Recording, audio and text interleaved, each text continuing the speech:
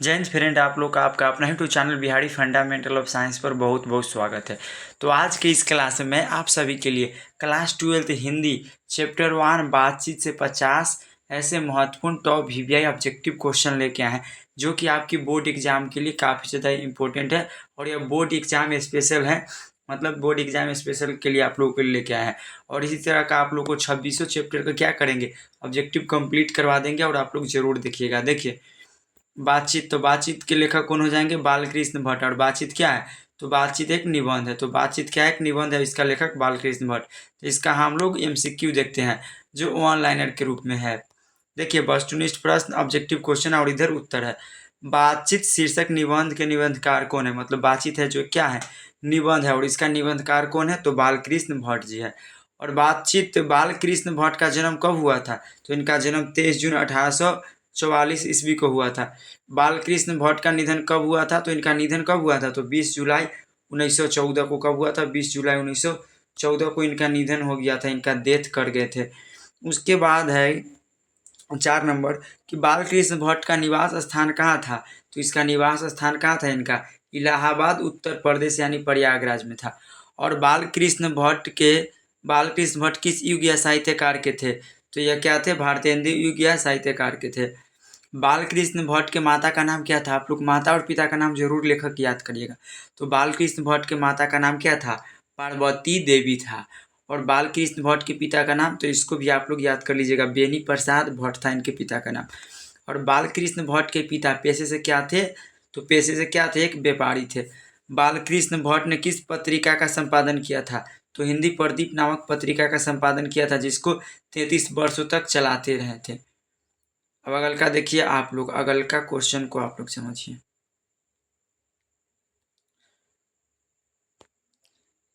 क्या ही लिखा हुआ?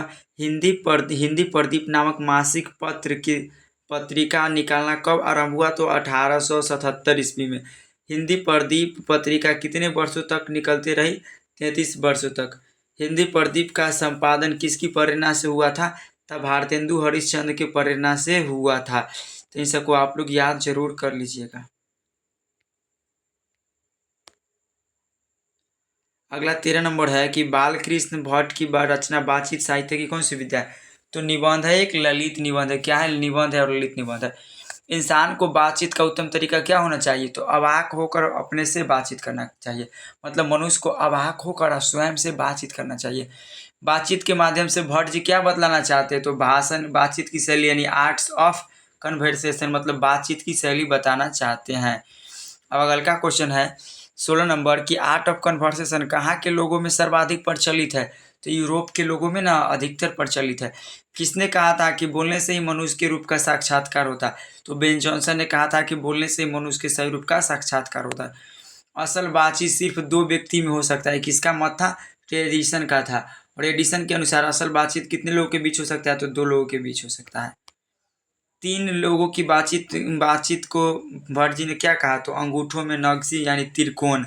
4 लोगों की बातचीत क्या कहलाती है? तो केवल राम रमोवल। रॉबिन्सन क्रूसो ने कितने वर्षों तक मनुष्य का मुख नहीं देखा? 16 वर्ष तक। कितना?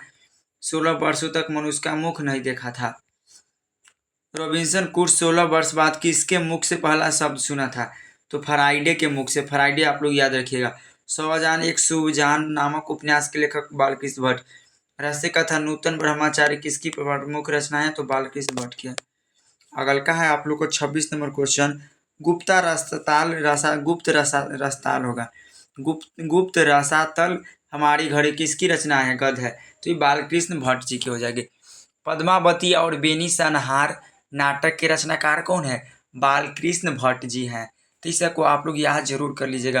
किराता जूर्नी और शिशुपाल वध नामक नाटक किसने लिखा था? तो बालकृष्ण भट्ट ने लिखा था। शिक्षा दान और बाल विवाह के लेखक कौन है? आप लोग बताइए। तो शिक्षा दान और बाल विवाह के लेखक कौन है? तो बालकृष्ण भट्ट जी हैं। कौन है? बालकृष्ण भट्ट जी। भट्ट जी ने कुल कितने निबंध लिखे हैं? तो 1000 से अधिक, लगभग 1000 लिखे हैं। ईश्वर ने मनुष्य को कौन सी अद्भुत शक्ति दी है? तो वाक शक्ति यानी बोलने की शक्ति दी है।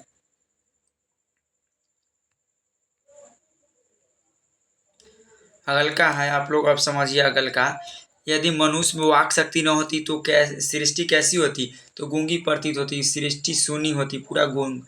शुद्ध गोष्ठी किसे कहते हैं? तो विद्वानों की रुचिपूर्ण बातचीत को ना हम लोग शुद्ध गोष्ठी बोलते हैं। यूरोप के लोगों की बातचीत की कला को क्या बोलते हैं? तो यूरोप के लोग होते हैं ना जो बातचीत करते हैं उसको हम लोग आर्ट ऑफ कन्वर्सेशन बोलते हैं, मतलब बातचीत करने की कला। अभी हम हिंदी में बताएं। देखिए, चतुराइयों के प्रपंच से पूर्णतः बात कहाँ पाई जाती है? तो यूरोप के विद्वानों की गोष्ठी में। दो बूढ़ों की बातचीत का मुख्य विषय क्या होता है? तो जमाने की शिकायत वो पुरानी बातें होती, क्या होती है? जमाने की शिकायत वो पुरानी बातें। दो बूढ़ियों की बातचीत का मुख्य विषय क्या होता है? तो बहू बेटी की शिकायत है, घर गृहस्थी। दो लड़कों की बातचीत का मुख्य विषय क्या होता है? खेल कूद, वो अपने सहपाठियों की तारीफ शिकायत। दो दो शैलियों की बातचीत का मुख्य विषय क्या होता है? तो असीम रस से भरी स्नेहपूर्ण बातें होती है। 41 नंबर क्वेश्चन है कि बातचीत से मन का मवाद या धुआं किस प्रकार बाहर निकलता है? तो भाप बनकर, यानी बातचीत के जरिए। बातचीत करने से कैसा मन कैसा हो जाता है? हल्का और स्वच्छ, यानी आनंदित होता है। भट्ट निबंध वाला कितने खंडों में प्रकाशित है? तो 2 खंडों में। दमयंती स्वयंवर किस लेखक की रचना है? तो बालकृष्ण भट्ट की। सद्भाव का अभाव रचना है, तो बालकृष्ण भट्ट की। जैसा काम वैसा परिणाम किसकी रचना है? तो क्या जैसा काम वैसा परिणाम किस प्रकार की रचना है? तो यह एक प्रहसन है जो बालकृष्ण भट्ट के द्वारा लिखा गया। राम रमोवल का अर्थ क्या होता है? तो 4 से अधिक लोगों की बात को हम लोग क्या बोलते हैं? राम रमोवल बोलते हैं। राम रमोवल का अर्थ क्या होता है? 4 से अधिक लोगों की निरर्थक बात। बातचीत का सबसे उत्तम तरीका लेखक से ने क्या माना है? तो अवाक होकर स्वयं से बात करना। वाक शक्ति के कौन कौन से 2 मुख्य लाभ है? तो स्पीच मतलब भाषण और बातचीत है। बातचीत निबंध के अनुसार हमारी मनोवृत्ति पर तीक्ष्ण कैसी बदलती है? तो नए रंग दिखाती है, यानी चंचल। तो कितना आप लोगों को क्वेश्चन दी बताएं इस वीडियो में, हम आप लोग को 50 क्वेश्चन बताएं और कितना, मात्र 2 गो पीडीएफ में। तो इसका आप लोग क्या कर सकते हैं? प्रिंट भी निकलवा सकते हैं। क्या कर सकते हैं? इसको 2 पीडीएफ में आप लोग इसका चाहिएगा तो प्रिंट भी निकलवा लीजिएगा। क्या करिएगा? प्रिंट निकलवा लीजिएगा।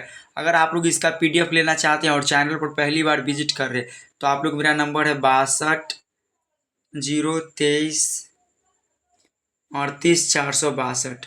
इस नंबर पर मैसेज कर दीजिएगा 62 023 38 462। आप लोग को पीडीएफ बिल्कुल हम फ्री में प्रोवाइड कर देंगे। आप लोग को पीडीएफ फ्री में प्रोवाइड कर देंगे और प्राइवेट ग्रुप में हम जोड़ देंगे। क्या करेंगे? प्राइवेट ग्रुप में जोड़ देंगे जिसमें आप लोग को वायरल क्वेश्चन एग्जाम के टाइम मिलता है। तो कैसा वीडियो लगा आप लोग कमेंट करके जरूर बताइएगा। तो आज के लिए इतना ही, मिलते हैं नेक्स्ट वीडियो, तब तक के लिए जय हिंद, वंदे मातरम।